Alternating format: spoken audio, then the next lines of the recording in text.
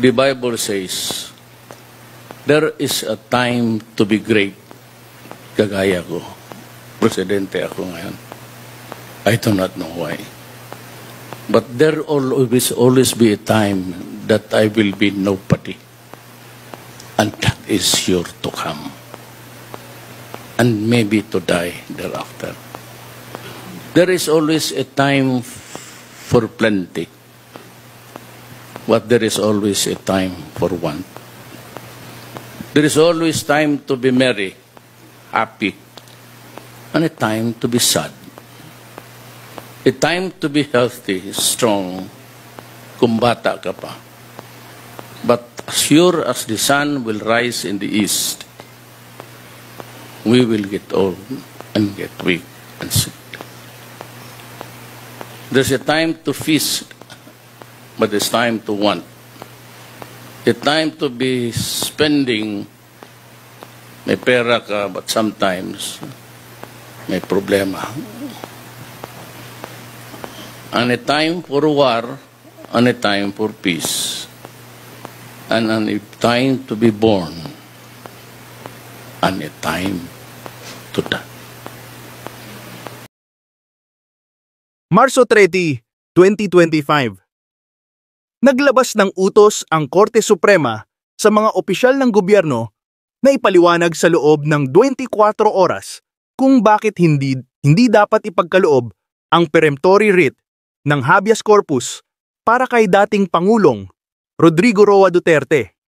Ayon sa opisyal na pahayag ng Supreme Court spokesperson na si Atty. Camille Sue May L. Ting, ang nasabing kautusan ay bahagi ng desisyon ng Korte Suprema en banc matapos nilang pagsamahin ang petisyon ni Rependor Paulo Z. Duterte sa mga nauna ng petisyon na isinampa nina Sebastian Zat Duterte at Veronica A. Duterte. On March 13, 2025, the SCN Bank unanimously resolved bid to 1. Consolidate the petition filed by Representative Paulo Zat Duterte with the earlier petitions for habeas corpus filed by Sebastian Z. Duterte and Veronica A. Duterte, and 2. Direct respondents in the consolidated petitions to show cause within a non-extendable period of 24 hours from receipt of notice why the peremptory writ of habeas corpus should not issue. Ang petisyon, ipatigil ang pakikipagtulungan sa ICC.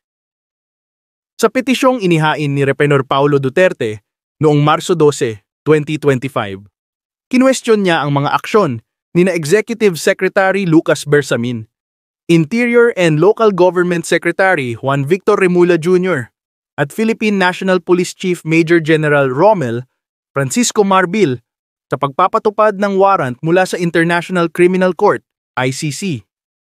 Sa petisyon, hiniling din na ipawalang bisa ang anumang hakbang ng gobyerno na tumutulong sa ICC at pigilan ang patuloy na kooperasyon nito sa dayuhang hukuman. It seeks to nullify these actions and prohibit further cooperation with the ICC. Hinahangad nitong ipawalang bisa ang mga aksyong ito at ipagbawal ang anumang patuloy na pakikipagtulungan sa ICC. Bukod dito, humiling din si Representative Pulong Duterte ng writ of habeas corpus upang mapalaya ang dating Pangulo mula sa kanyang kasalukuyang pagkakakulong. The petitioner also prays for a writ of habeas corpus to secure the release of former President Duterte from his confinement and detention. Ang kautusan ng Korte Suprema ay malinaw.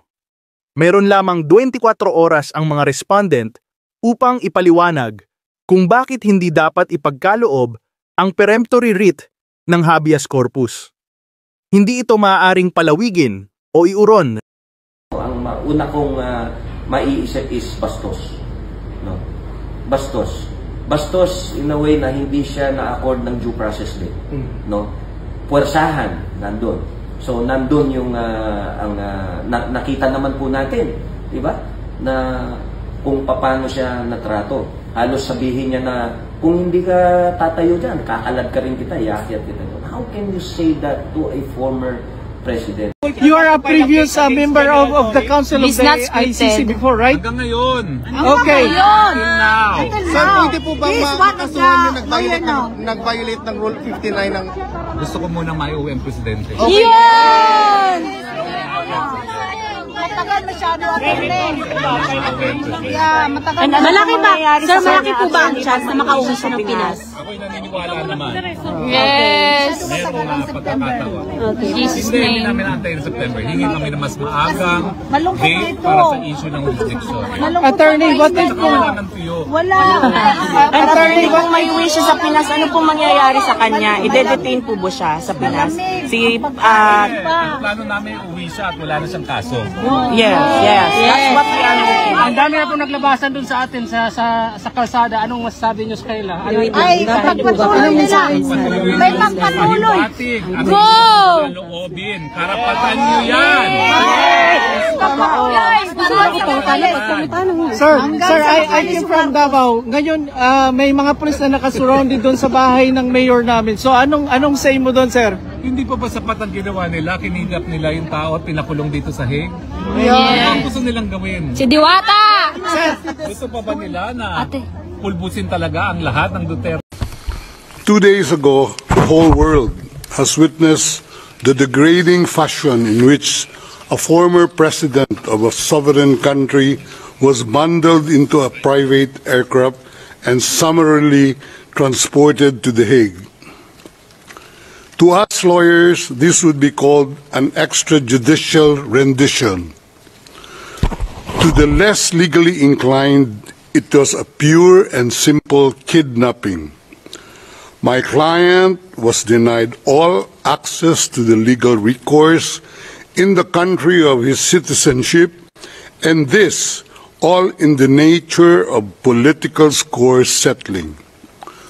Two troubled entities struck an unlikely alliance, an incumbent president who wished to neutralize and choke the legacy of my client and his daughter on the other hand, and a troubled legal institution subject to delegitimization and desperate for a price cuts and a legal show today on the other hand.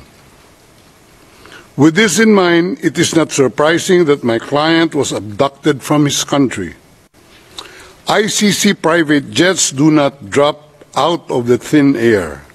That jet which received my client was coordinated in advance. The UAE is not a state party to the ICC and has no obligation to cooperate with the court. Yet my client sat in transit in that country for more than 5 hours. I invite the registry's representative to present today in court to explain to the judges exactly how they believe this transfer was anything other than a gross abuse of process. Given the precipitous arrival of my client, an elderly man with debilitating medical issues, hard of hearing and poor of sight, he was taken to a hospital for observation. Only this morning have I met him for the first time with less than an hour to discuss legal issues. I have not been able to present him with a hard copy of the arrest warrant because we were not supplied with such. I have not even been able to explain to him what the prosecution requested when seeking the issuance of the arrest warrant. This is because the chamber only established a redacted version of the prosecution request last night. Other than to identify himself, my client is not able to contribute anything to this hearing. Most importantly, he is not able even to tell you that he has been informed of the charges as contained in the arrest warrant for a reason more pertinent to which I alluded in my written request to this honorable pretrial chamber this morning, and which is confidential in nature. Accordingly, I repeat my respectful request which was rejected this morning, to postpone the substantive aspect of this hearing to the next week, when I will have the opportunity to sit with my client and to explain to him what a confirmation hearing is and what the disclosure is and how the prosecution alleges that he committed crimes. Nanata ni Senador Alan Peter Cayetano si dating Senadora Laila de Lima matapos punahin ng dating Senadora ang kredibilidad ni Cayetano sa pagtalakay ng human rights at due process matapos maaresto si dating Pangulong Rodrigo Duterte.